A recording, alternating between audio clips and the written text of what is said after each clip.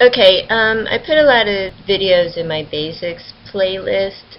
You know, many of them maybe you don't need to watch. There's a 20-minute one on performance and how you edit your performance preferences that, you know, you don't really have to watch right away.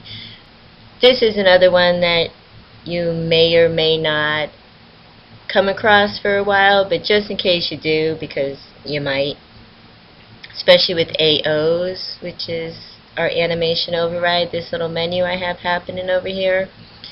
I want to talk about HUDs, or HUD displays. If you're chatting with people, they'll call them HUD displays. HUD displays, this is my AO that I'm wearing that's making Snoopy move around.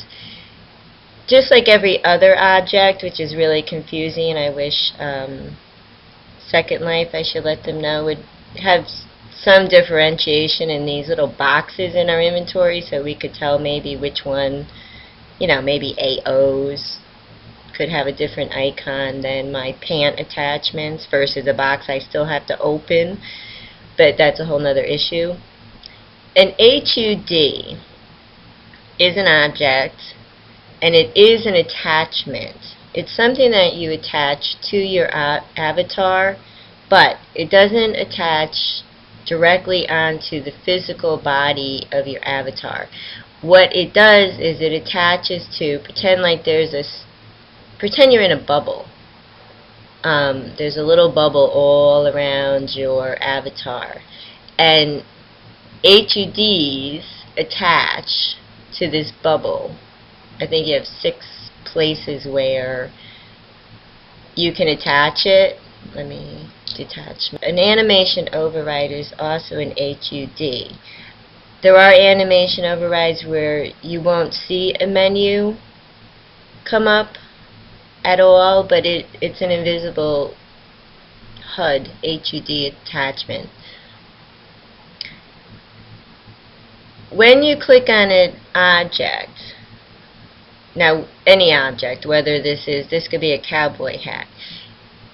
When you right click on an object to pull your menu up, your options are where, add, attach to, and when you come down to attach to, you're going to see body parts, chest, pelvis, mouth, nose. That's how when you buy, say, a bracelet, it knows to go on your right upper arm, because that's where, when the person built it, they set that position for that object. So sometimes objects, if you get an object, you know, sometimes people mess that up, by the way, when you're buying things.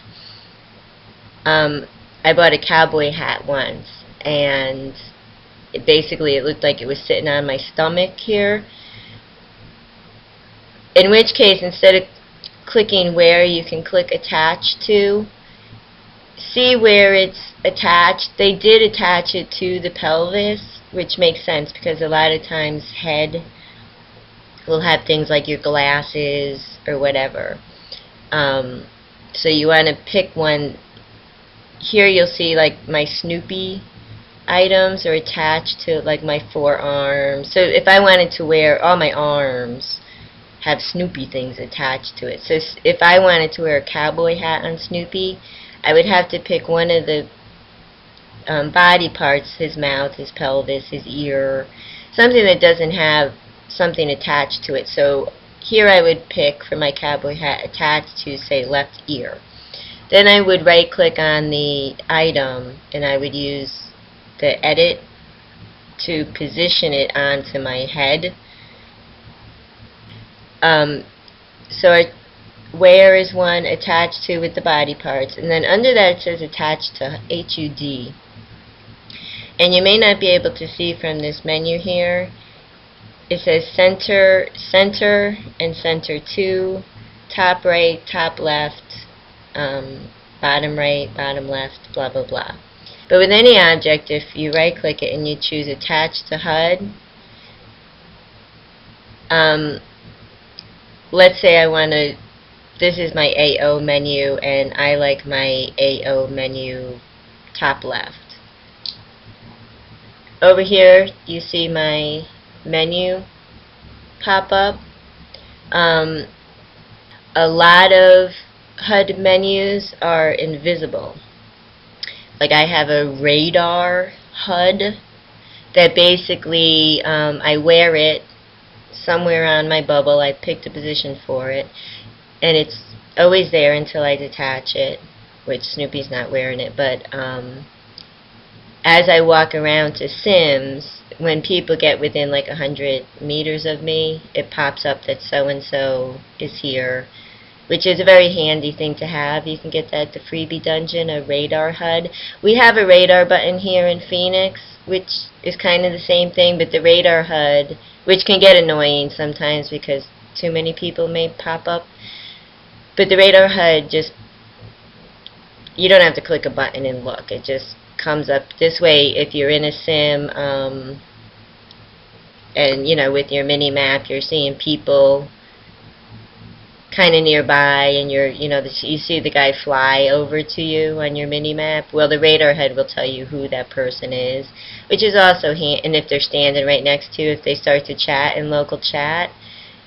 If you're shopping or you're busy, or your camera, with your camera controls, you're far away from. Now the map, of course, is not an HUD. If you're far away from your actual avatar, you can tell if sim. Anyway, my radar HUD is invisible, so you don't see it on the screen.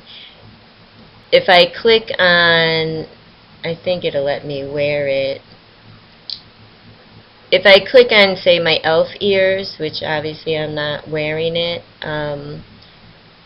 attached to HUD, and let's say top right, because usually I don't because my inventory menu is there, but let's pick top right. This is a HUD, but it's a menu, so I can change the tone of my elf ears to match my skin, which is basically what an HUD is. It's a menu.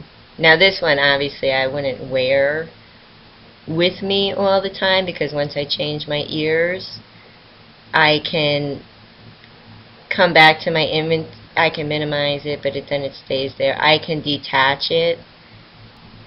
A lot of times if you go to different Sims and you want to play a game, now definitely if you want to be a vampire, I think that game is called Bloodlines. I don't know what the angel game is. Maybe it's the same. Gun games, I don't know what to call them. You can join these role-playing groups that basically they give you a HUD which you wear all the time when you're playing the game, and the HUD pops up. Unfortunately, I deleted a good example of that just a couple days ago. Warlock is like witches and whatnot, and basically, and you're fighting people, use spells and guns and whatever you do, and you suck their blood. Anyway, your HUD that comes up, keeps track of all your numbers in the game. So that's why you have to wear the HUD every time that you play the game.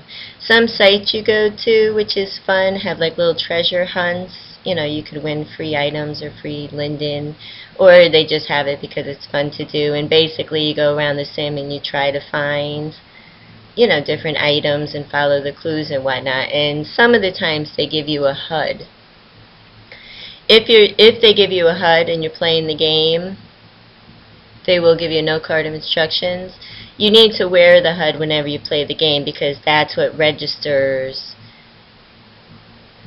whether you found that clue or not. So somehow on their, in their game controls, they can tell what level you're on or whether you found what clues, so whether you won.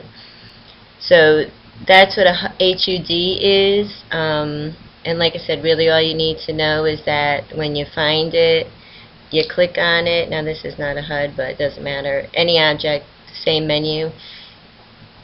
Typically with a HUD you could just pick where. If it's set to put it, say, in this position and I already have it, it will automatically go to another position. But with HUDs, I usually like to come to attach to HUD and pick My position, like I said, because on the right hand side, say, is where my inventory window always pops up. So that's what an HUD is.